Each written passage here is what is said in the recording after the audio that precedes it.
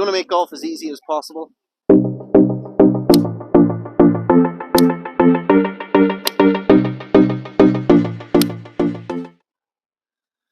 Okay, welcome to episode 3 of the Ultimate Golf Swing, where today we are going to cover where the backswing meets the downswing and right down into impact.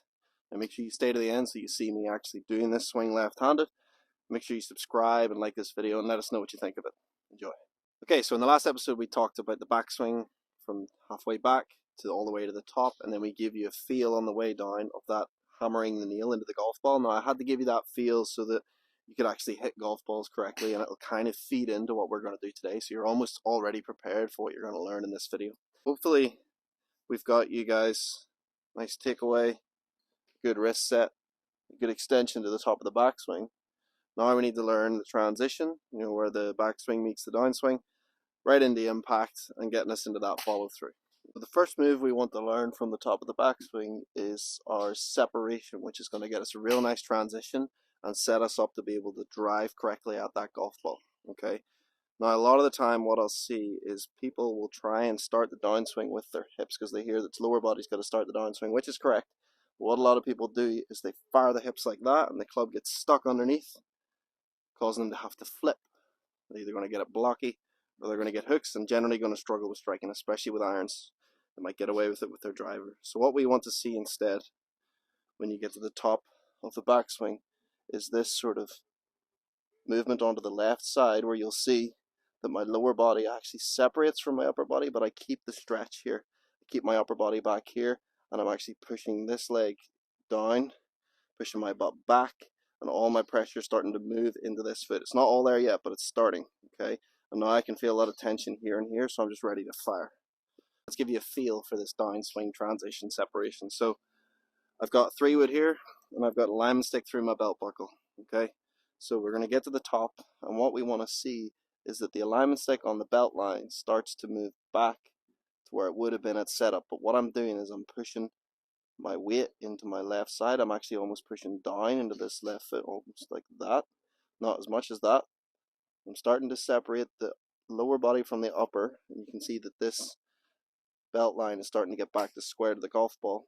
And what that'll do is that'll get me down into a position where the club will be shallow, my hands will be right here, which is perfect to allow me to deliver that club. Now, if you do this drill correctly, you'll get to the top, you'll start to separate, and then as you start to rotate the upper body through, you should get that X right there, where the 3-wood meets the alignment stick. So it's up, separate, push into the left, downward, and then once you've got the belt line back to the ball, it's snap. Okay, so that's the sequence. The sequence is everything starts from the ground, the energy's moving up through the feet, through the legs, into the core, into the chest, into the shoulders, and then eventually it'll be into the arms and hands at the last minute. So that's your chopstick drill to feel that. Let's create some feels in the golf swing where we're actually hitting some golf balls. So once you've done that stick drill, I want you to come in, set yourself up, get that backswing we've worked on, and what you're going to do from here is practice that movement really slow with the club in your hands, keeping the upper body and the arms behind till the belt line gets back to square to the ball, and then through. Okay, now this is tricky enough to do, but it is a great way to feel the timing and feel that sequence that we want to get. So it's up, onto the left, down, let the upper body stay behind as the lower twists, snap. Okay, so what I'm feeling is once I get into this position, once I'm moving on to that left side, I'm starting to get the lower body to go. Once I get here, I'm just feeling like everything then snaps. So it's hips continue, everything's going to rotate, open up, and follow it. Okay, so let's create that feel again, all in slow motion. That's the only way you're going to feel it fully. Okay, it's tricky enough to do, but it's a great way to feel the movement. Okay, let's think about sort of the last part of the downswing and into impact and what you want to feel. We've currently got ourselves at the top. We've worked down with the lower body. We've created that separation, really powerful move. We've got the club in this position right here, which is pretty much perfect. Now, what do we want to feel from here? Okay, Well, what we want to do is let the lower body continue to rotate. The upper body is now going to start to unwind, but it's here in this delivery position that we want to feel what the right arm's going to do. Okay, so from here, the right arm's now going to press down. So if you remember that hammering drill, as if the nail was sticking out of the ball there, what we're going to do is, once we've got into this delivery position, is drive the hands down, hammer that nail, continue through, hold off our release, and then into that finish position. Okay, now we're going to do the same thing when we practice this. So we're going to go up, transition, lower body, separation, into delivery, and then just hammer. Now we're really just trying to create feels here, because this is tricky. The reason I'm doing everything in slow motion and broken down with the downswing is that it happens so fast. So if you just go in there and try and feel it, probably most likely going to do what you're doing already, and it's pointless. So you've got to create feels. You've got to work on this. Trust me, if you can get this movement, it's going to take a lot of work. I'm not going to lie to you. But if you can get this movement, you're going to see massive changes in your ball striking and your consistency and your distance. So let's think about it again. Up to the top, down to the left, separate the lower body into this delivery position, and then hammer the nail on the ball like that. Okay. So once you've done that, 5 or 6 times, then let's try and put it into a full swing. So that's your ratio, 5 or 6 to 1. Okay, let me try and do it. Boy, that was nice. Now it's time for the fun stuff. Let's see if I can produce this left-handed. Since the last video, I've been working on getting into that nice position at the top of the backswing. Now I've got to try and feel separation into delivery position, hammer that nail into post impact, and then to follow through. So I'm going to do a lot of slow-mo shots just to try and get a feel for it.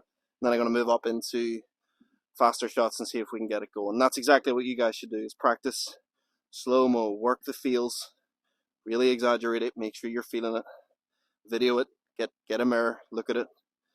Don't just hit and think you're doing it right. You got to actually assess what you're doing. So let's go.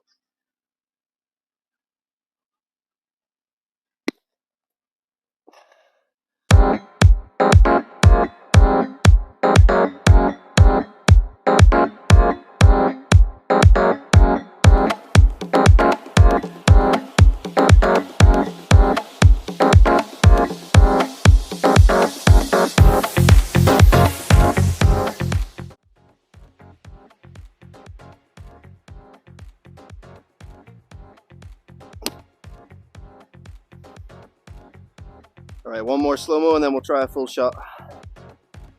All in the practice.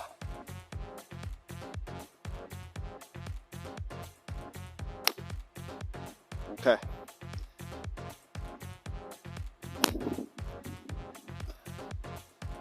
Sounds pretty good. Take that. Feeling it.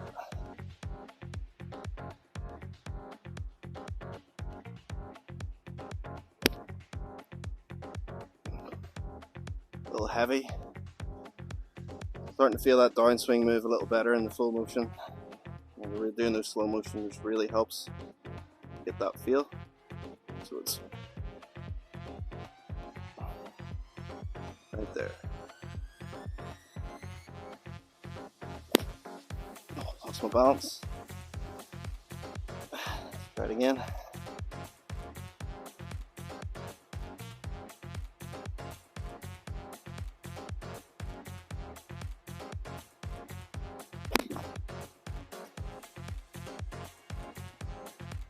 What I'm feeling is I've got a lot more speed with the left-handed swing.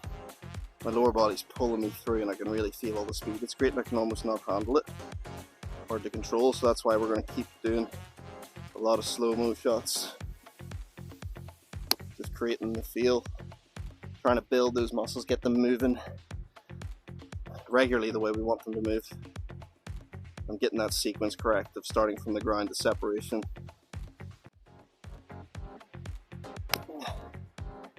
Through the impact, hammer the nail.